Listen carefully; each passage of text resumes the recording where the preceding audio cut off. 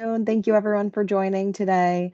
My name's Heather Peracchio. I'm a registered dietitian nutritionist. I work in the College of Agriculture, Health, and Natural Resources in the Department of Extension here at UConn. And I'm really happy that Suzanne invited me here today to talk about National Nutrition Month. So I'm just really happy to be here and also excited to talk about eating well on a budget. So I've been at the university about 17 years. I'm also a member of the Academy of Nutrition and Dietetics, which is the world's largest organization of dietitians. And just a fun fact, but the president of the Academy from last year is also UConn faculty, Ellen, in the Department of Allied Health Sciences. So very glad to be here. So this year's theme is Beyond the Table. If you want to progress the slide. And so today we'll be talking a little bit beyond the table. So how can we eat well on a budget, and what can we do for good health that's beyond, what's actually on our dinner table?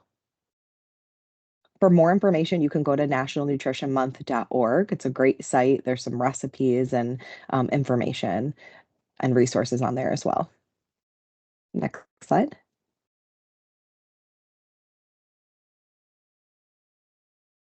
So I wanted to share a bit about Extension. Many of you may work on the store's campus. I worked there for 6 years, so it's near and dear to my heart. But I transferred to the Department of Extension about 12 years ago, and Extension is the arm of the university that reaches the public. And so we have 8 county offices across the state. I'm located in Fairfield County in the Bethel, Connecticut office, which is the Fairfield County Extension office. But just wanted to share that there's a lot of resources available through Extension. We have a master gardening program. There's 4-H programs for youth, as well as nutrition education programs. So certainly check out UConn Extension if you're not familiar. Next slide. Also, just a bit more about Extension. I wanted to share some of the areas that we work in. Those include agriculture and food, as well as enhancing health. So today I'll be here talking to you all about health and nutrition. Next slide. So just want to review some basics. So it's important that we eat a variety of foods from all food groups. If you had the opportunity to attend the session last year during National Nutrition Month, I talked about powering up your plate for National Nutrition Month. So we're going to build on that today with eating well on a budget. So just as a quick review, there's 5 food groups. These include fruits, vegetables, grains. We want to focus on whole grains whenever possible. Protein foods. So in the photo here, you can see there's meats and eggs as well as beans. Um, and then we also want to include dairy foods. Next slide. This is a tool that the United States Department of Agriculture uses. It's called My Plate. There's a great website called myplate.gov. And this is a visual of those 5 food groups and how we can display them on our plate. And so you'll see that half of the plate is covered with fruits and vegetables, about a quarter of the plate with grains, about a quarter of the plate as protein, and then having a serving of low-fat dairy with each meal is also recommended. Next slide. So today we'll be talking about how we can stay nourished on any budget. I tried my best to include some practical tips that you could use for yourself and your family. I know we're all busy employees, so what are some things that we can do that are easy and simple to follow? Next slide. So I wanted to make this a bit interactive because we do have some time. So if you have a moment, could you please share in the chat, what tips you have for saving money on food? What are some things that you do now to save?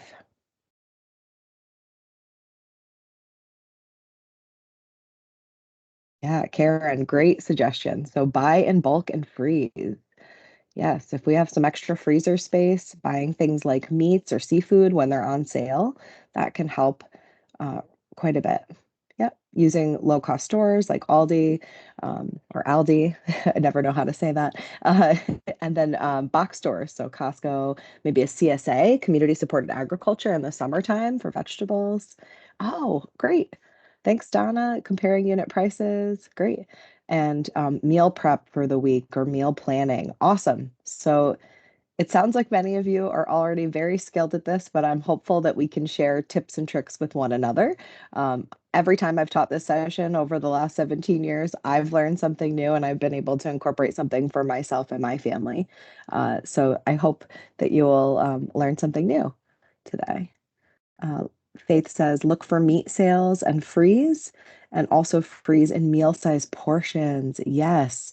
So um, definitely. So some things that we can do to stay nourished on any budget are learn cooking and food preparation and meal planning skills. So yes, using those meal prep skills or meal planning skills can help us to save money over time. Certainly shopping with a grocery list. I know we all know this, but it really is important if we can keep that grocery list. And also look for those sales. So when things are on sale, maybe stocking up, maybe when canned beans, no salt added canned beans go on sale, keeping some of those in your pantry so you know you can throw together a quick chili. And then, of course, practicing home food safety so that we're labeling and dating all of the foods. If we do freeze them, we know that they're safe to eat. Next slide. So my first tip is to cook more at home and eat away from home less. And so the strategies that you all shared for saving money in the chat are some of the ways that we can do that. So we know eating foods away from home, it can be expensive, especially right now with the rising price of or rising food costs and price. And so foods that are prepared at home not only could cost less money, but they're more healthful oftentimes because we're more aware of what we are adding to the foods when we're making them ourselves. So a suggestion is to find a few simple, healthy recipes your family enjoys and save the eating away from home for special occasions. Next slide. So many of you said this, but plan what you're going to eat. So planning, it does take a little time up front, but it saves a lot of time and money down the road. Reviewing recipes can help, and then making a grocery list of what ingredients are needed. We could probably spend a whole hour talking about grocery lists and what's the best way, but I often share in my classes to make the shopping list based on the aisles of the store or the route that you plan to take in the store. And then you might also make the list by section. So, for example, produce, bakery items, canned or processed foods, so you know where to shop and then also what is on sale. And then it's important to check to see what you have on hand. I'm sure this has happened before, but we don't want to have 10 of something. We want to make sure that we're looking and seeing what's sort of in stock and what's in our kitchen inventory or pantry inventory before we head to the grocery store. Next slide. So one helpful strategy, and I think Faith had shared this, but decide how much to make or buy. So we want to cook once and dine twice. So if we have a family favorite, for example, maybe it's a lasagna roll-up recipe or a soup recipe, if we can cook that in a bigger batch and then eat more than once. So I always say cook once, dine twice. So those extra portions, they can be used for a future lunch or a future dinner, or they can be frozen. And so if we're buying ingredients in bulk, it's often cheaper. Next slide. So one strategy I wanted to share is themed dinner meals or themed dinner ideas. I'm not sure if anyone uses this strategy, but I'll explain more in a future slide. But you can also serve family style meals to reduce waste. So what I mean by that is, for example, if at dinner time you have spaghetti and meatballs and salad, something like that, you might serve in separate bowls and let each person at the table decide how much they'd like on their plate. And then that way there's much less waste that way. And then also those containers, say the salad could be reused for the next day for a lunch meal. You might also consider cooking easy proteins like lentils. Lentils are always a favorite. They have about 18 grams of protein per cup, so that's comparable to um, something like grilled chicken, which is about 25 grams of protein per 3-ounce serving.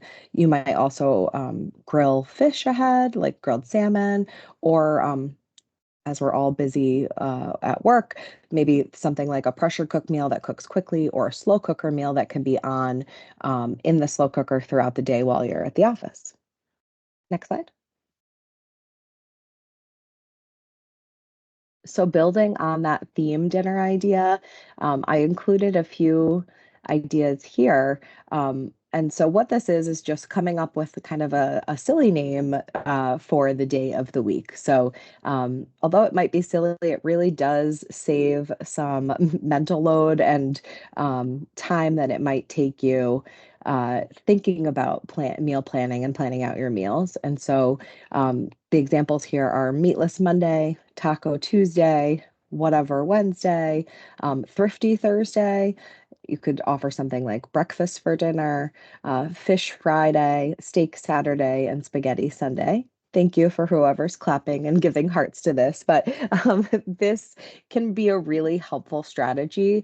I know I've used this at home, and for example, Taco Tuesday, it might not always be tacos. Maybe it's enchiladas, maybe it's a sheet pan dinner with peppers and onions and chicken, but it just takes some, time away from having to think, oh my gosh, what am I going to make for dinner tonight? So that can be fun. The other examples here are Make Ahead Monday. So if you are preparing something ahead and freezing it in bulk, that could be something you serve on Monday. Try It Tuesday. I like this because it's sometimes hard to try a new recipe. It can take time, but often a Tuesday is a little earlier in the week. We might have more energy for that, and so trying out a new recipe on Tuesdays could be a fun thing to try at home. One pot meal Wednesday, 30-minute Thursday. I've also seen like traditional Thursday, so having like a square meal of meat and potato and vegetable. Um, this one made me laugh, but there's another dietitian I follow, and she says, "Fend for yourself Friday." Maybe everyone's going out with friends for pizza or something, so that just becomes the theme of the day. Sheet pan Saturday. Of lots of resources for sheet pan meals. I'm happy to share at the end. And then the last idea is stir fry on Sunday. That might be a good way to use up any leftovers throughout the week. So these can save time. They can also save money because you can repurpose some things that you might have in your refrigerator. Next slide. Oh, Suzanne, thanks. So you shared lentils from Trader Joe's are great. They sell them steamed in the produce section. I did not know that, but that is great. Lentils cook up so quick. They're a great lean protein to have. They also So have a very long shelf life when you buy them that way. yes, that's a great idea. Yeah, I haven't, they used to have many beans that were frozen, but I haven't seen them as much in recent years. But yeah, they last forever. And very inexpensive. So one bag of lentils, around $1, $2. So very affordable. Next up are some tools to ease menu planning. So I like this, but the idea of brainstorming a side strategy. So it's always good to have familiar sides to share at the table, especially if you have children or young children. So always having sort of like a safe food on the table. For example, if you know that they like broccoli or you know that they like peaches, maybe you have canned peaches packed in 100% juice as a ready side that is a safe food that will always bring a child to the table. Another idea is um, that same side from dinner could also be used the next day. So, for example, if you take those canned peaches, you have them out in like a clear glass bowl on the table. Maybe, young child takes some, maybe mom or dad is not as interested in those, but there's some leftover. So then the next day, that could be something that goes in the lunchbox or that you take as a snack for work. Um, and then again, here, using family style meal service instead of a plated meal. When we do a plated meal, sometimes there can be waste because there might be items that certain family members don't care for. Next slide. So just some time saving hacks. Many of you are already doing this, but buying in bulk, things like ground meats. This I learned as a tip when teaching this class many years ago, but someone had shared with me to brown and freeze. They would brown and freeze their meat. They would get like the family style pack, a couple pounds, maybe 3 pounds, and then they would freeze it already cooked into smaller bags, say a half a pound or quarter pound, and then they would label it what they could use it for. So good for two for tacos or good for four for tacos or something like that. And that's a great strategy.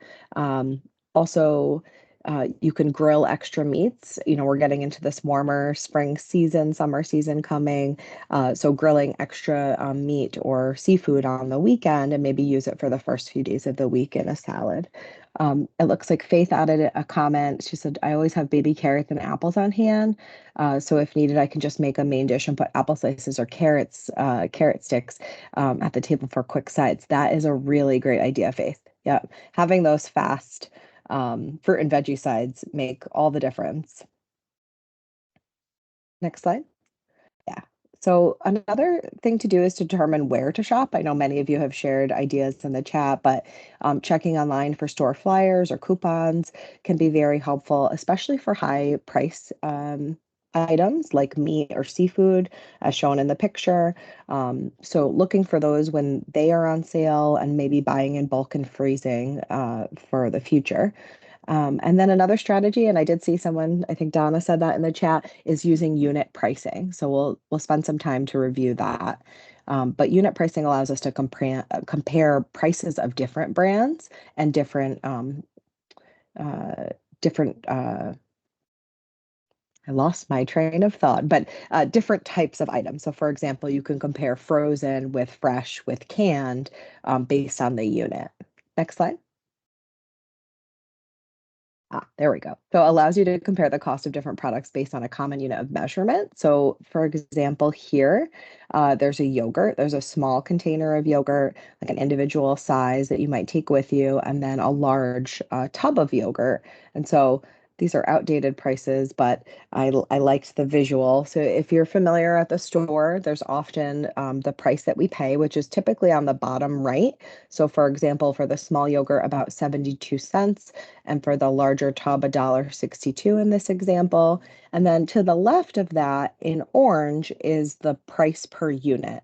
And every grocery store is required to have this. That is the price per unit. So for example, it might be price per pound, price per ounce. In this example, it's the price per ounce of yogurt. So if we look at in example A, it's 12 cents per ounce for the smaller individual pack, and it's only 5 cents per ounce for the larger tub. So looking at that unit price can really help us. Now, if we're just shopping for one person, maybe we buy the small yogurt because we won't be able to eat the larger yogurt in time. But typically buying in bulk, especially if you have a larger family, that can save quite a bit. We see here that the larger tub of yogurt is about half the cost of the smaller um, convenient size. Next slide.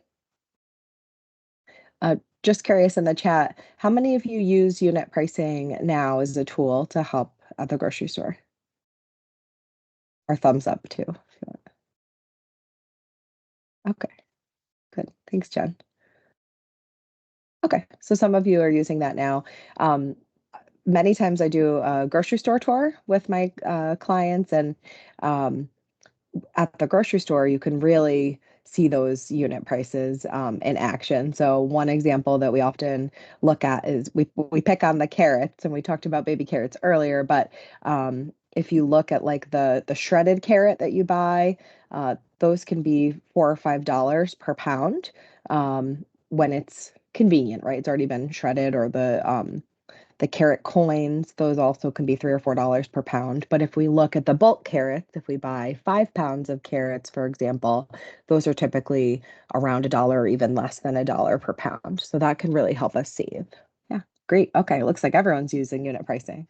Um, Another tool that we can use is technology. So technology really has come a long way, especially with comparing prices and especially with the grocery store. So one tool that myself and my colleagues use pretty frequently when we're working with lower income audiences to teach them about saving money at the grocery store is this mobile app called Flip.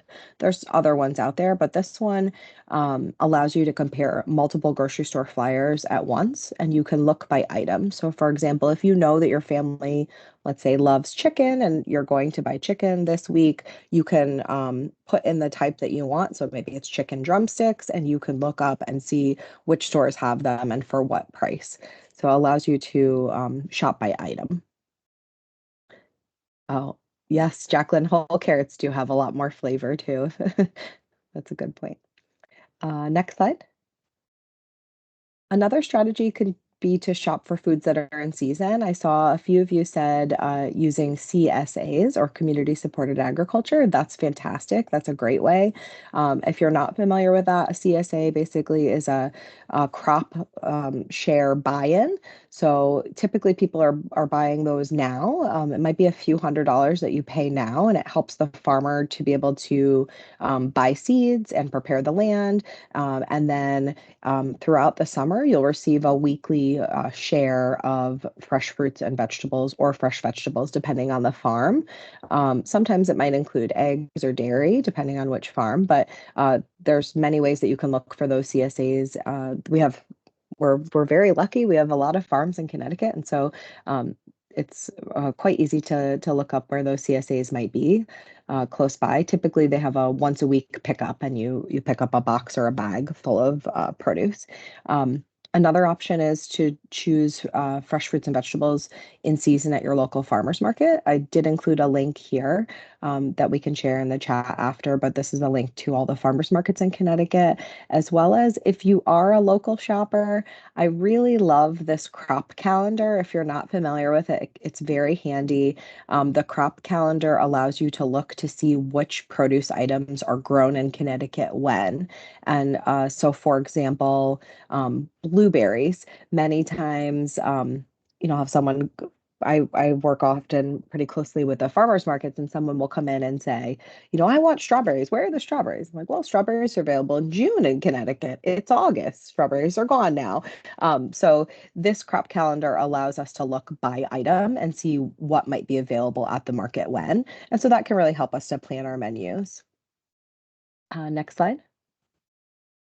So another key thing is to focus on nutritious, low-cost foods or nutrient-dense low-cost foods. So we've touched on beans a bit as far as nutrition. Lentils are the highest protein bean, so that can be a great choice, but also peas and other beans.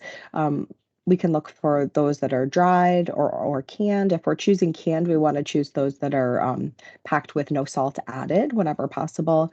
If you have regular canned beans in your pantry that you've purchased before today's lesson, I would say just remembering to rinse those. So rinsing canned beans can help to remove about 50% of the sodium. Other nutrient-dense foods are sweet or white potato. Oftentimes, I feel like sweet potato gets the light shine on it as the healthier one, but white potatoes actually have quite a bit of nutrition and fiber, vitamin C, and so don't forget about white potatoes. They're very low cost, but they do pack quite a bit of nutrition.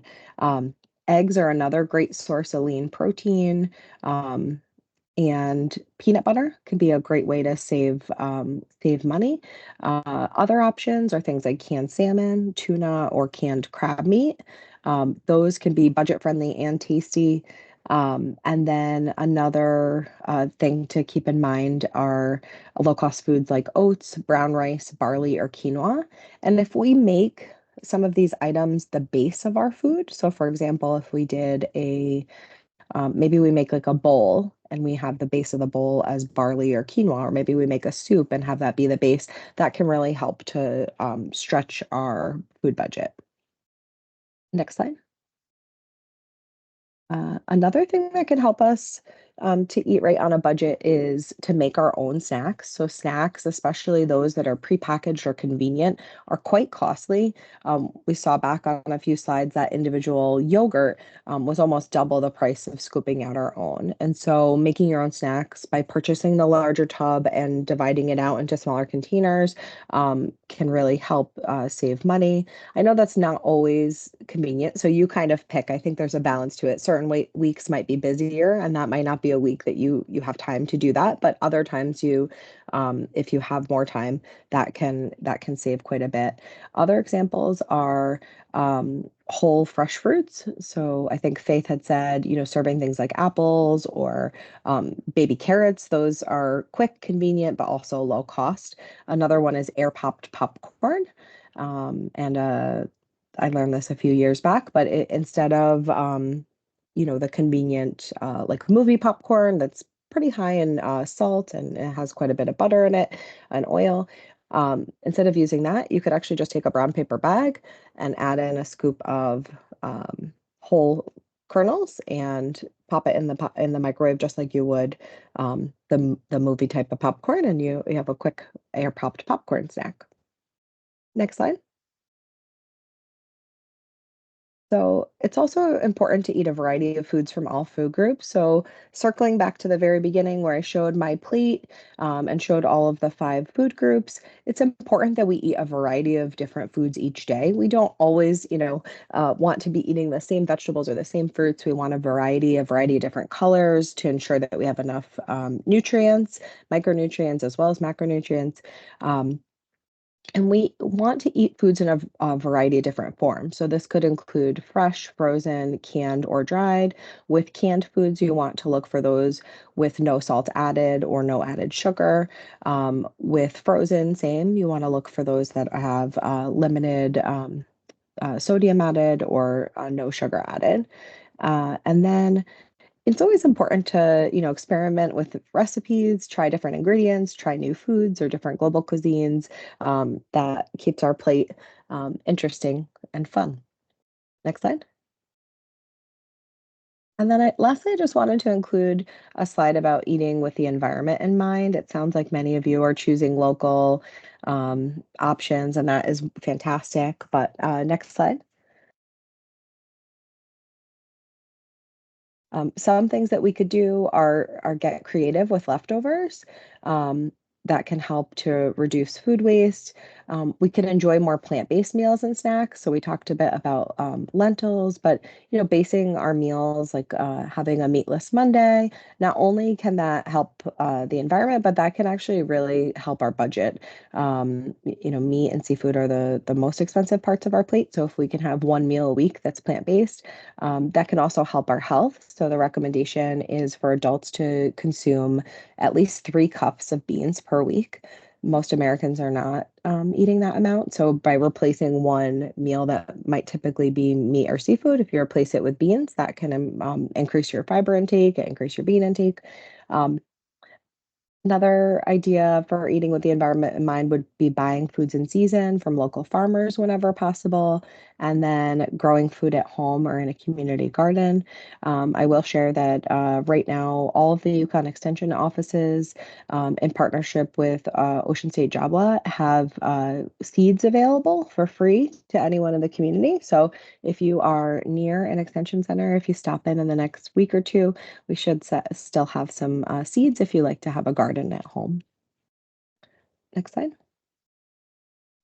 And I spoke quickly, but I did want to leave some time for questions and just a discussion about budgeting and what other tips and tricks we might share. Feel free to come off mute.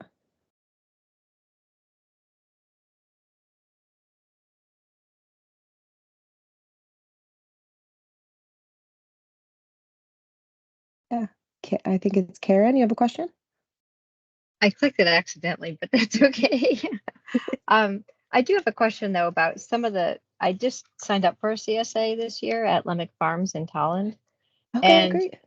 I'm going to be probably getting vegetables that I don't normally eat just because it's available and I can get it. So is there a place to get ideas for recipes for just cooking with vegetables and different types and how to do it. And Yeah, you have, certainly. That's a really great question. Definitely with the CSA, our volume of vegetables increases a lot. And you're right, there might be certain ones where you're like, what do I do? I remember a few years back, there was a new squash variety to me, which is the patty pan squash. They're like a flat squash.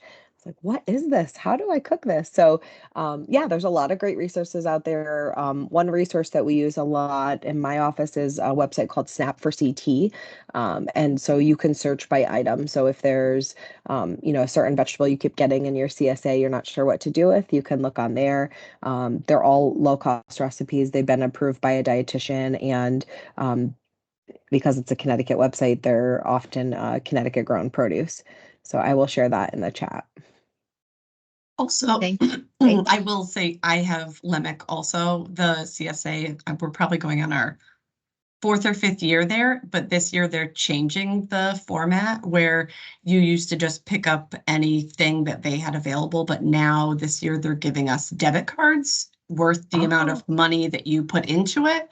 So you get a percentage off of the CSA at the farm stand, like you've always gotten for the CSA, but now they're also letting us just shop and get what you want. So you won't get things that you don't want. You're only buying what you want essentially. But also the really good thing is when they send out an email every week with that specific CSA, they send us recipes for the items that are weird, essentially, that you wouldn't know what to make with. It's That's great. a little bit different. I'm very curious as to how it's going to work out. Yeah, that's neat. It's a client choice CSA. That's great. Yeah, yeah.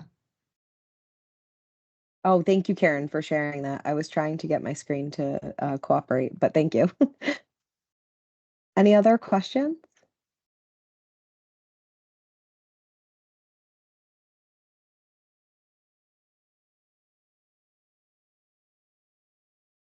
Any other tips that I did not share that you use as a strategy to save money at the store?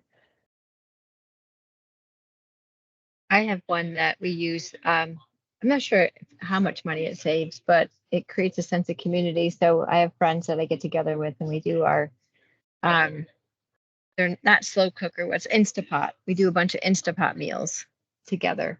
So one person will buy the meat and somebody else will buy some of the other ingredients, and then we come together and divide it up by whatever number and pay each other for all the stuff we bought. But then we just spend the afternoon just getting everything ready so we have quick, easy meals. And I'm not sure about how much money we save unless we try to get a sale, but it does create a sense of community with our group. So it's kind of Yeah. nice. Oh my gosh, I love that.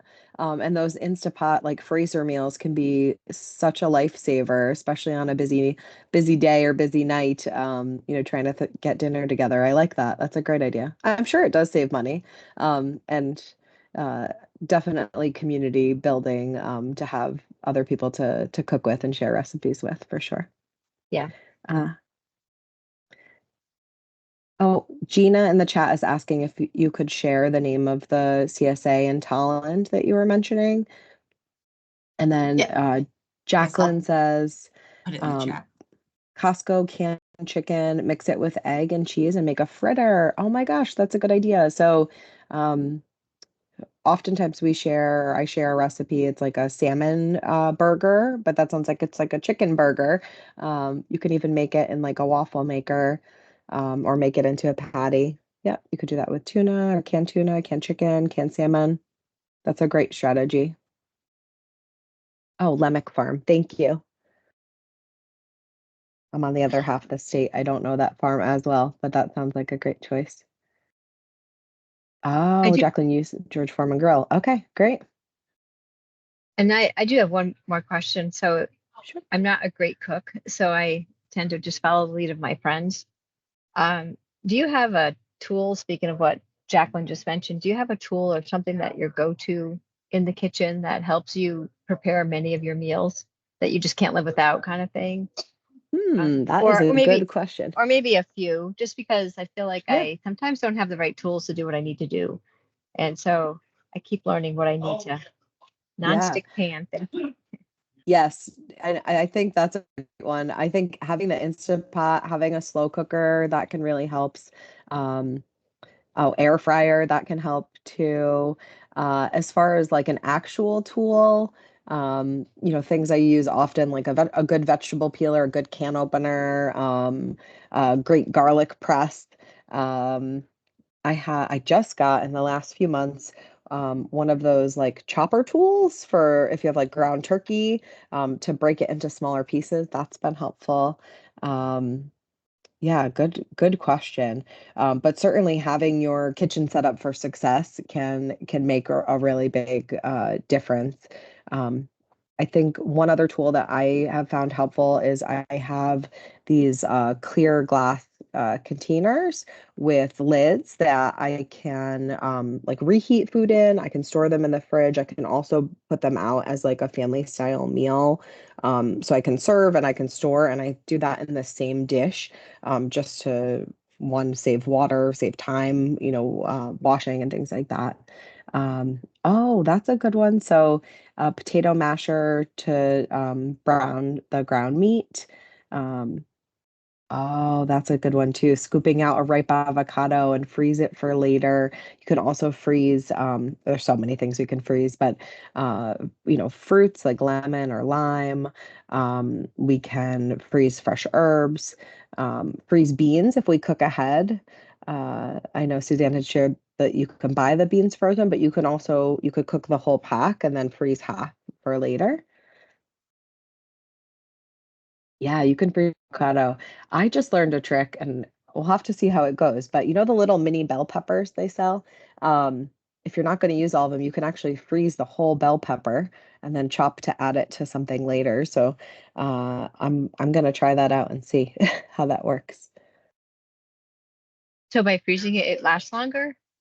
Not that it lasts longer, but sometimes like if I can't get through the whole pack and I want to like I don't know, we always make chicken tikka masala. So I'll put diced peppers in that. So now I'm like, oh good, I'll have a diced pepper ready to go for the next meal without having to dice it. Uh, So yeah, Gotcha. Okay. yeah. That's why I have a guinea pig. I give her the leftovers.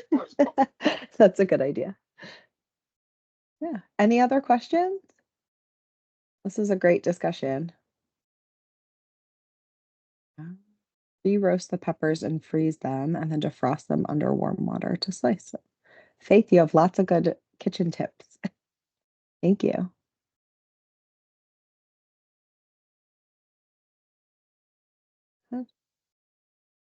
Any other comments?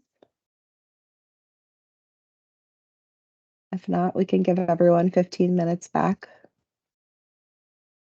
And just thank you all so much for joining. I really appreciate your time and attention today. And happy National Nutrition Month. Thank you. Thank you everyone for coming. If you were interested in the recording, I can send it to you. I'll just go ahead and send it to everyone who attended, so at least you have it on hand. Thank you so much, Suzanne. Have a great day. Yep. Have a great Thank day. you. Thanks, everyone. Bye-bye. Thank you. Bye-bye.